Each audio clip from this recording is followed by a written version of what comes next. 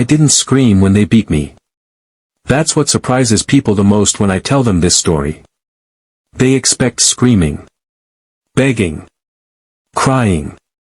But pain was never the worst part. The worst part was the moment I understood why they were hurting me. Because when you understand why, you stop hoping it will end. I screamed weeks later. Not from pain. Superscript 1, not from fear. I screamed the day I realized something inside me had changed. Something I might never get back. That was the day I said the words they wanted to hear. I feel useful again. I didn't mean them. But that didn't matter. Meaning was never required in that place. Only obedience. This story didn't happen in a prison you can look up. It doesn't have a famous name. No documentaries. No podcasts breaking it down with dramatic music and neat conclusions. Because prisons like this don't survive exposure. They survive silence. Officially, it was just another correctional facility somewhere in America. Concrete. Steel. Cameras. Men in uniforms doing what the system told them was necessary. Unofficially, it was a place where innocence didn't disappear quietly. It screamed. It shook. And eventually, it learned to kneel. I was innocent. I know how dangerous that sentence sounds. Everyone in prison says it. Everyone believes it. But innocence didn't protect me. It marked me. From the moment I arrived, I felt it. The way the officers looked at me just a second longer than the others. The way my name traveled faster than I did. The way doors closed with just a little more force behind them. In prison, anonymity is safety. And I had none. The first night, I lay on a thin mattress that smelled like bleach and old sweat, staring at a ceiling that hummed softly with electricity. I told myself I would endure.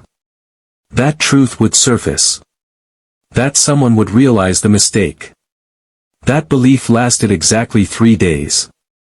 Because on the 4th day, I met the man who would erase me. They called him the Chief Superintendent Officer.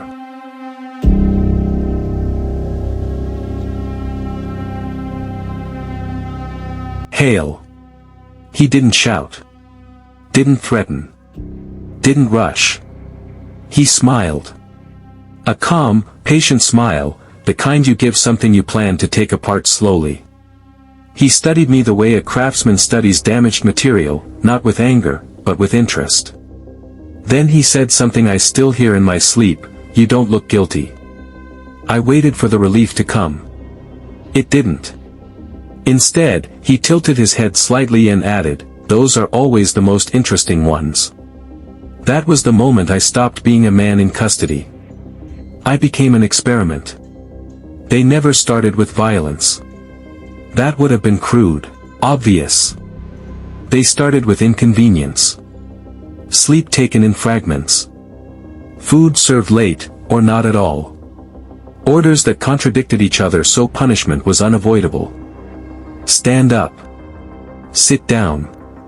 Wait.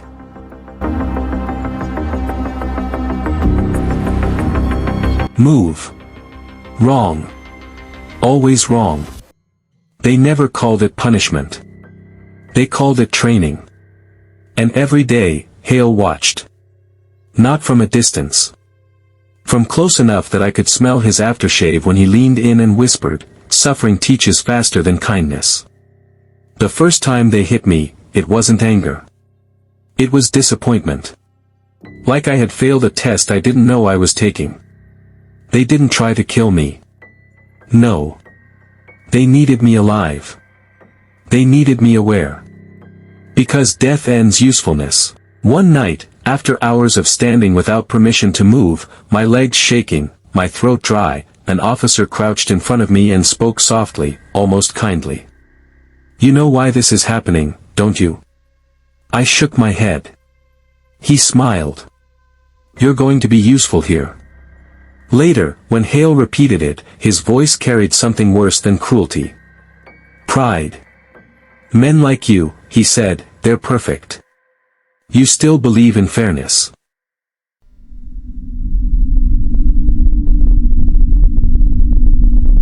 You still think rules mean something. He leaned closer. We're going to fix that. That was when they introduced the phrase. Not as an order. As an identity. They made me repeat it at first as mockery. Then as discipline. Then as routine. Until one night, exhausted, shaking, stripped of resistance, I said it without being told. I feel useful again. The room went quiet. And then, they smiled. That was the moment I understood the real sentence. Not prison. Not time. Transformation. Because once a man starts believing his suffering has purpose, he will endure almost anything. And that is where my story truly begins.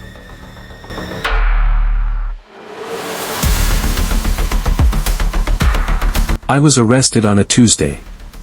That detail has never left me, because nothing terrible is supposed to begin on a Tuesday. Not wars. Not funerals. And certainly not the slow death of a life that hasn't done anything wrong. It was early. Too early for anything meaningful to happen.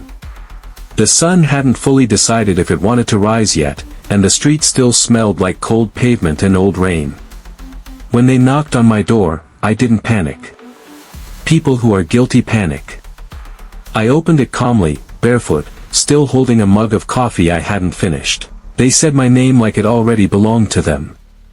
I remember thinking there must have been a mistake. A mix-up. A wrong address. That belief stayed with me longer than it should have. They read the charges quickly, efficiently, the way you read something you've already read 100 times.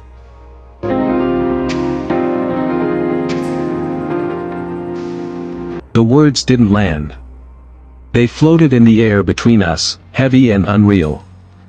I asked a simple question. What crime? No one answered. That was the first warning. At the station, time lost its shape. Clocks existed, but they didn't matter. Everything happened on someone else's schedule now.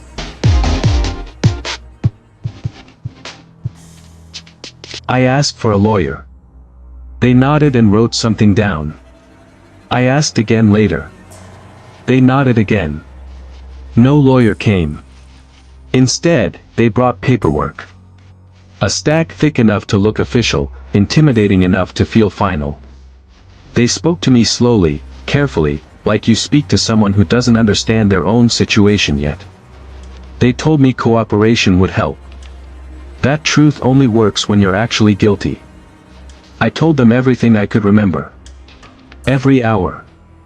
Every place. Every face. The more details I gave, the quieter the room became. Not satisfied quiet. Not convinced quiet, suspicious quiet. I realized then that they weren't listening to verify the truth. They were listening to find the shape of a lie. When my story didn't change, that's when their tone shifted. They stopped asking questions. They started correcting me. That's not how it happened. You're forgetting something.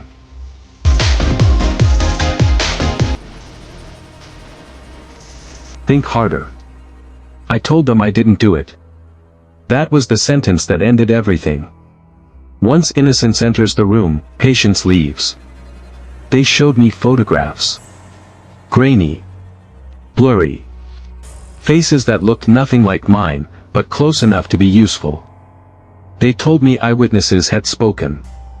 Names I didn't know. Voices I would never hear. I asked to see them.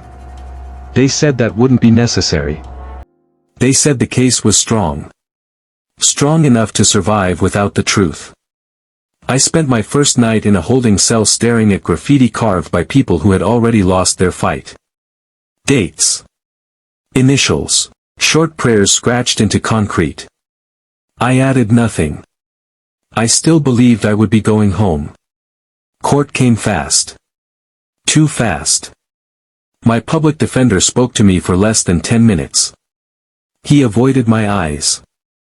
He told me to be realistic. Juries don't like uncertainty, he said. They like closure. Closure.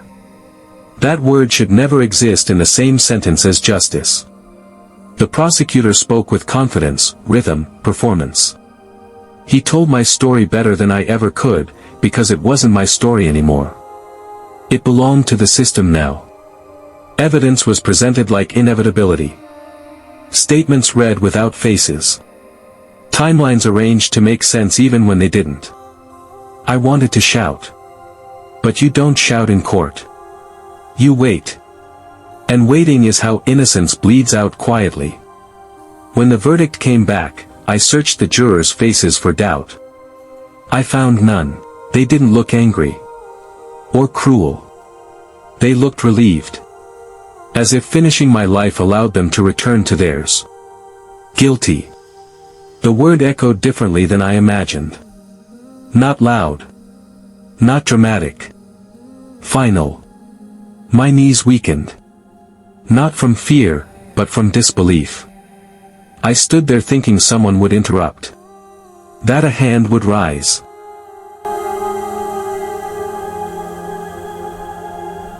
That someone would say they made a mistake. No one did. They led me away while my name still hung in the air, now officially detached from who I was. That was when I understood something terrifying: innocence doesn't fight back. It assumes it doesn't have to. By the time the prison transport arrived, I had stopped arguing. Not because I accepted the verdict. But because I felt something worse creeping in. Resignation.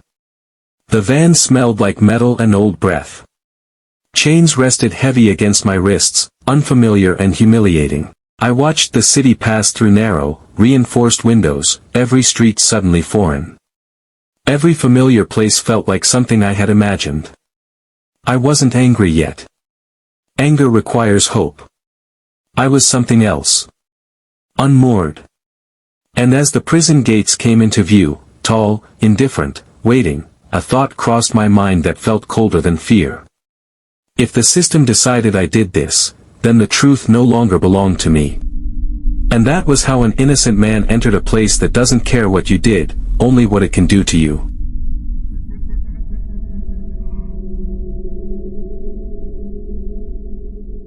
They never hurt me the way movies show. No wild rage. No loss of control. No explosive violence that left obvious evidence behind. That would have been careless. What they did was far more precise. It began with rules. Not written rules, those still existed somewhere, laminated and official. But living rules that changed depending on who was watching. One day, eye contact was considered respectful. The next day, it was defiance. One day, silence meant obedience. The next day, silence meant guilt. There was no winning. Only learning how to lose properly. The first thing they took from me was time. Not hours. Not days.